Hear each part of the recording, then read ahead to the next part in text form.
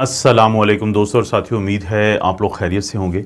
इस वीडियो में हम बात करेंगे तरफला के बारे में। इसको अंग्रेज़ी में ट्रेफला भी कहते हैं और जैसे कि इसके नाम से ज़ाहिर है, ये तीन फलों के कॉम्बिनेशन या मजमुआ का एक मुरक्कब है। बुनियादी तौर पे इसका जो ताल्लुक़ है वो है हमारी जो ट्रेडिशनल एक मेडिसिन होती है इंडिया और पाकिस्तान की। इंडिया में से आयुर्वेदिक मेडिसिन कहते हैं।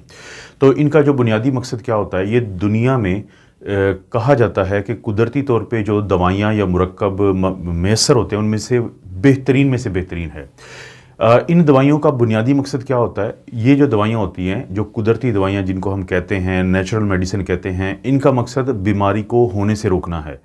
क्योंकि बीमारी जब एक दफ़ा हो जाती है फिर उसकी जो सारे मसाइब हैं वो तो हम सब लोग जानते हैं और मैं बहैसियत एक आईसीयू के डॉक्टर को इनको बहुत अच्छे से जानता हूँ।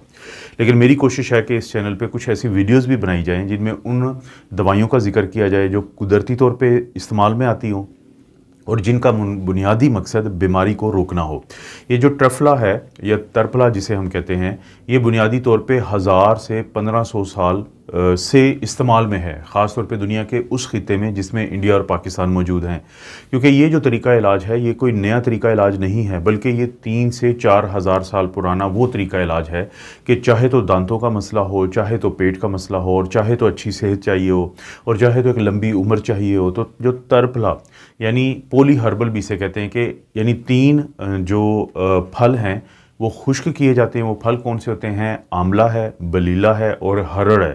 तो ये जो तीनों फल हैं ये इंडिया पाकिस्तान में हर तरफ पाए जाते हैं। ये आपको पंसार के पास से भी मिल सकता है पूरा तरफला भी, और आप ये तीनों जो बलीला, हरड़ और आंवला, तो इनको आप लेके ख़ुद भी बना सकते हैं। एक ख़ास तरीका है बनाने का, तो पंसार भी आपको बता देंगे, हकीम भी आपको बता देंगे। तो सबसे पहले हमने ये बात करनी है कि जो तरफला है इसके जो तीनों ये अज्जा हैं, यानी आंवला है, बलीला है और हरड़ है, इनकी खूबियाँ क्या हैं, और फिर आखिर में मैं आपको बताऊँगा कि तरफला का फ़ायदा किन किन लोगों को हो सकता है और किन लोगों को ये नहीं इस्तेमाल करना चाहिए। दोस्तों, जो तरफला का पहला जिसका जो फल डाला जाता है खुश्क करके, उसको आंवला कहते हैं। आंवला जो है वो उर्फ़ आम में इंडियन गूसबेरी भी कहलाता है। ये एक दरमियाने कद का एक पौधा होता है जिसका ये फल है, और ये शायद कहा जाता है कि इंडिया पाकिस्तान के इलाके में जो कदीम तरीन खाने वाले फल हैं उनमें से एक बड़ा मशहूर फल है ये। और इसीलिए आप देखेंगे कि इसका अचार भी डाला जाता है, और इसको मुख्तलिफ़ तरीक़ों से आपके खाने की डिशेस में आपके खानों को बेहतरीन एक टेस्ट देने के लिए, क्योंकि ये थोड़ा सा तुर्श होता है और आपके खानों को बेहतरीन टेस्ट दे देता है।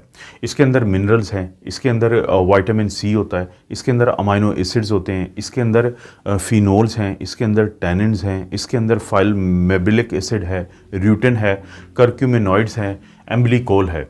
और इन चीज़ों की मौजूदगी की वजह से बड़ी मशहूर बात है कि जो आंवला होता है उसके बारे में कहा जाता है कि ना सिर्फ ये कि जो कॉन्स्टिपेशन या कब्ज़ होती है उसके मरीज़ों को बहुत फ़ायदा देता है, बल्कि जो मुख्तलिफ़ किस्म के कैंसर्स होते हैं तो उनसे भी बचाने में आंवला का बहुत बड़ा किरदार है।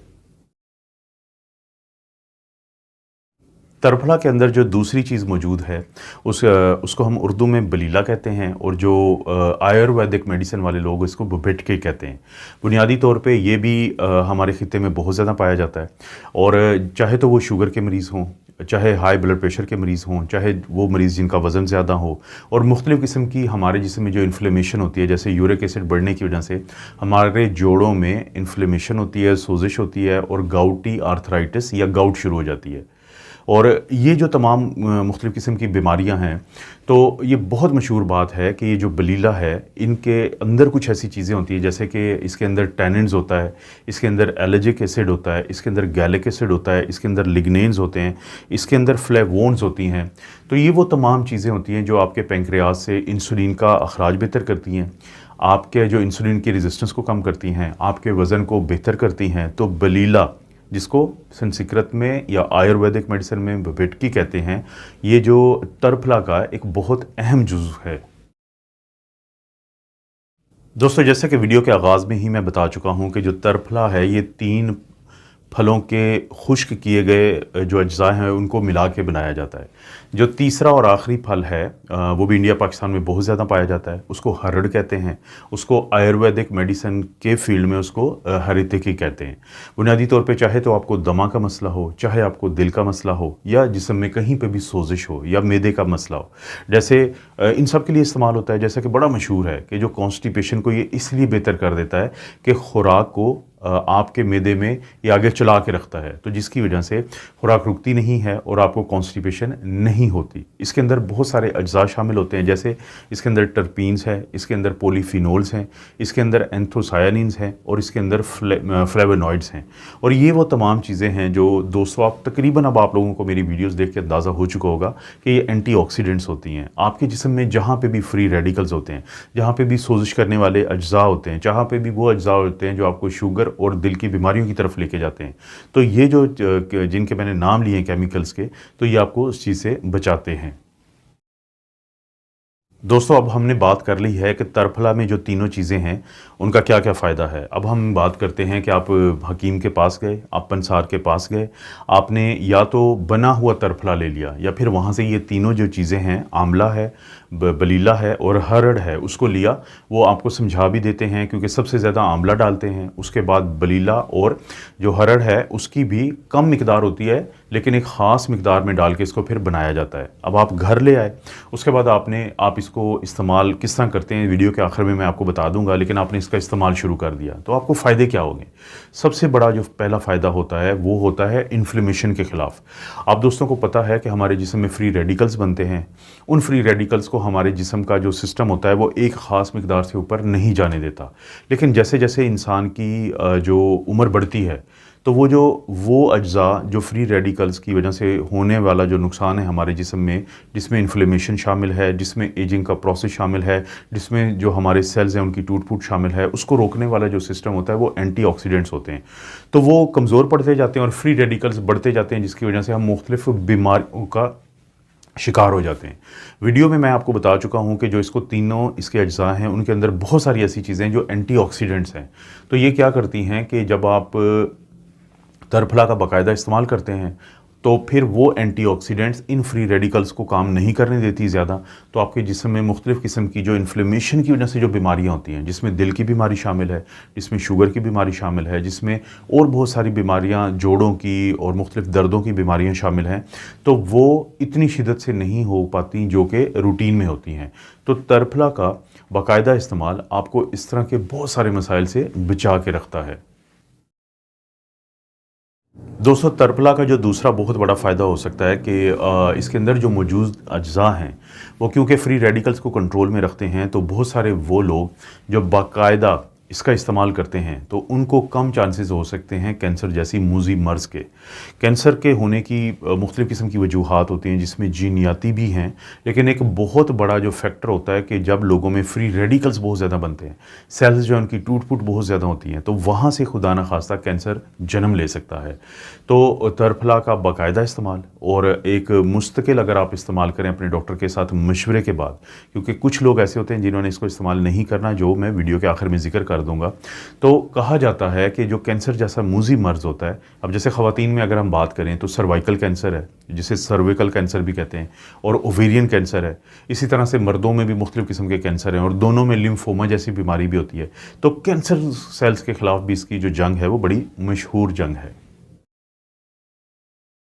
दोस्तों आपने काम करना है कि नेक्स्ट टाइम जब आप जाते हैं अपना कोई पेस्ट लेने के लिए दांतों के लिए, तो आपने गौर करना है कि वहाँ पे जो माउथ वॉश पड़े होते हैं तो उनमें देखना है कि अगर कोई हर्बल है या कोई नेचुरल माउथ वॉश है तो उसके जो अज्जा पे अगर आप नज़र दौड़ाएंगे तो आपको इन तीन अज्जा में से कोई ना कोई लाजमी मिल जाएगा।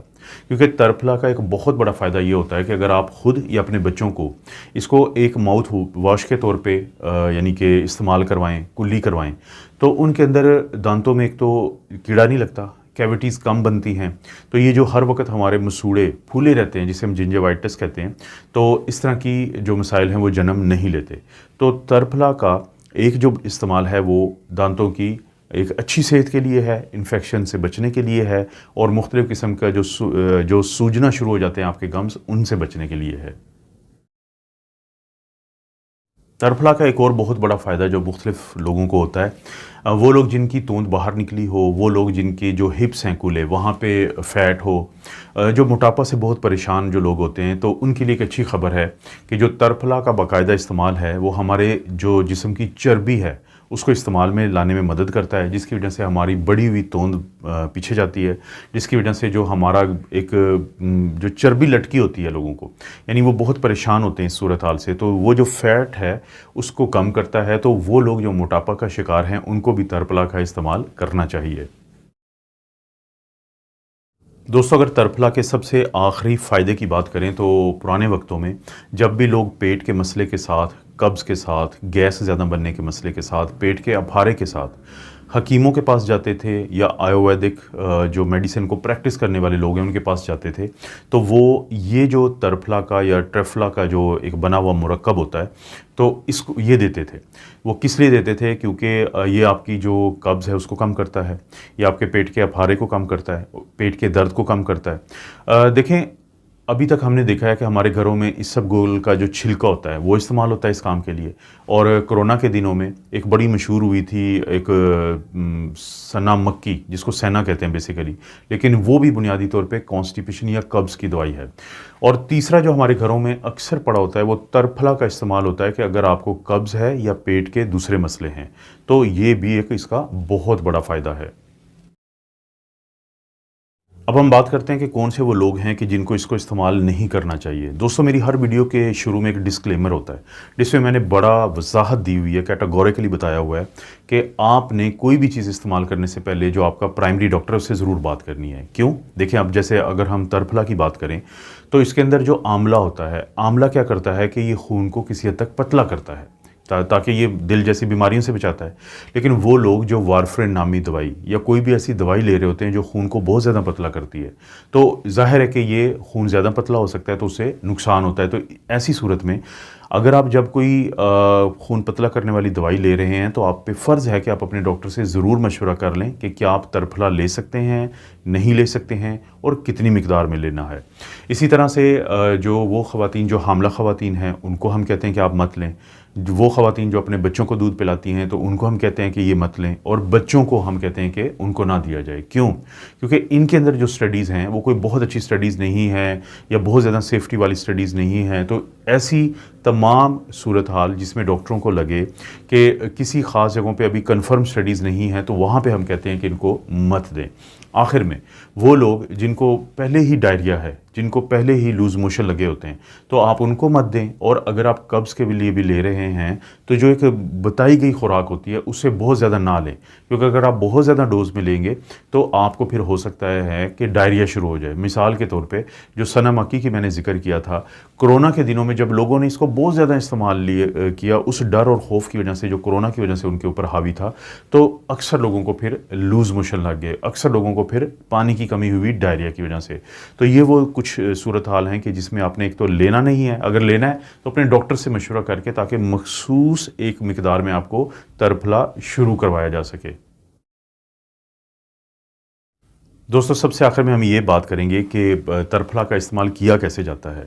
ये आपको ऑनलाइन भी मिल जाता है, या आपको दुकानों पे भी मिल जाता है, हकीम पंसार के पास से भी मिल जाता है। कैप्सूल की शक्ल में भी है, पाउडर की शक्ल में भी है, सिरप की शक्ल में भी है। आप इसको ना आप खाली मैदे के साथ इस्तेमाल करें, मुँह निहार अगर इस्तेमाल करेंगे तो उससे आपको फ़ायदा होगा। अगर आपने दिन में किसी वक्त भी इस्तेमाल करना है, कोशिश करें उस वक्त आपने खाना खाए हुए आपको 2-3 घंटे हो चुके हों, तो इसका सबसे ज़्यादा फ़ायदा होता है। इसको डोज़ मैं अभी नहीं बताऊँगा, वो आपका डॉक्टर ही बताएगा, क्योंकि कुछ चीज़ों को मैं अवॉइड करता हूं। लेकिन बड़ा सिंपल है इसको लेना, कोई बहुत ज़्यादा कॉम्प्लिकेटेड नहीं है। आप इसको घी के साथ भी ले सकते हैं, आप इसमें शहद मिला के भी ले सकते हैं, आप हल्के गर्म पानी के साथ भी ले सकते हैं, और मुख्तलिफ़ किस्म के तरीके हैं। यानी ये कोई ऐसी चीज़ नहीं है कि जिसको लेते हुए कोई आपको किसी भी किस्म का मसला हो। लेकिन आपसे रिक्वेस्ट है कि इसको शुरू करते हुए पहले आप अपने डॉक्टर से ज़रूर मशवरा कर लें, ताकि आपके लिए बेहतर होती हैं चीज़ें। दोस्तों, ये जो तरफला वीडियो है, ये उस सीरीज़ का हिस्सा है जिसमें मैं इस चैनल के ऊपर कुछ लाजमी ऐसी वीडियोस बनाता हूं जिसमें मैं आपको ये बता सकूं कि बीमारियों से बचना ज़रूरी है। पहले ज़ाहिर है कि बाकी भी मेरी वीडियोस होती हैं कि जब आप एक दफ़ा किसी भी बीमारी का शिकार हो जाएं तो फिर क्या करना है, फिर आपने अपने डॉक्टर के पास जाते हैं तो वो आपको किस तरीके से आपको मैनेज करने की कोशिश करते हैं। अब आपको क्योंकि बीमारियों से बचने की यहाँ पे वीडियोस भी मिलती हैं और बीमारियों के बारे में भी मिलती हैं, तो प्लीज़ इस वीडियो को फिर आपने जैसे लाइक तो किया है अभी तक, लेकिन अपने चैनल को भी सब्सक्राइब कर लें, और कोई वीडियो अच्छी लगती है तो ज़रूर दोस्तों रिश्तेदारों से शेयर के ऑप्शन से ज़रूर शेयर कर दें, और एक अच्छा सा नीचे कमेंट भी ज़रूर किया करें। आप अपना और अपनी फैमिली का ख्याल रखें। अल्लाह ताला आपको और आपकी फैमिली को हर किस्म की बुराई, बीमारी और आजमाइशें महफूज रखें।